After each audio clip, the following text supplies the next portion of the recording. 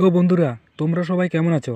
আজকে তোমাদের জন্য জল খেয়ে বশীকরণ মন্ত্র নিয়ে এসেছি।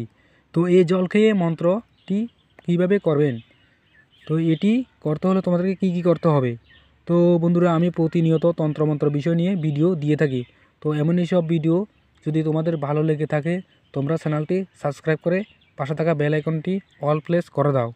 তো এই জল খেয়ে বশীকরণটি কীভাবে প্রয়োগ করবেন, তো প্রথমে মন্ত্রটি দেখে নেন, তারপর এর প্রয়োগ বিধি তোমাদেরকে বলে দেব। তো এটি করতে হলে তো প্রথমে মন্ত্রটি দেখে নেন। মন্ত্রটি হলো: আচল ঘাটের নিশ্চল পানি তাহার উপজিত কালের বাগিনী। কালের বাগিনী বলেন তোরে, অমুকের 5 আত্মা 5 পান আনিয়ে দে মোরে।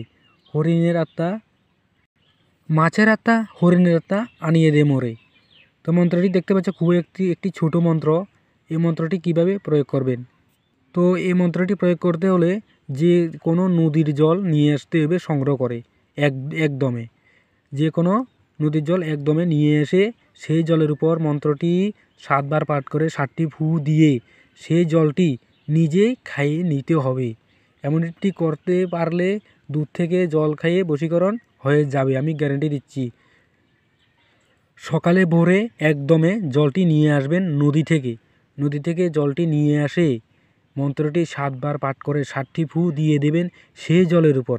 সে জল নিজে কিছুটা প্রাণ করে খাইয়ে নিতে হবে। এমনটি করতে পারলে সে আপনার বশীভূত হয়ে যাবে, আমি গ্যারান্টি দিচ্ছি। আর ভিডিওটি যদি কোনো অংশ বুঝতে না পারো, কমেন্ট করো, আমি তোমাদেরকে কমেন্টে বুঝিয়ে দেব। আর এমনই সব ভিডিও পেতে তোমরা চ্যানেলটি সাবস্ক্রাইব করো। তো আজকের জন্য বন্ধুরা এতটুকুই।